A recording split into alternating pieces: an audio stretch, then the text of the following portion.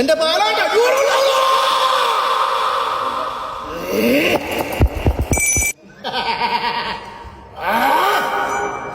പ്രകാരത്തിലോ കണ്ടോ മാനവിളികനെ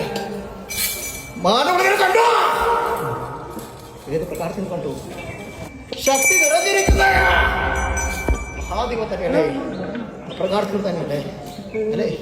എന്താണ് ശക്തി അല്ലെ?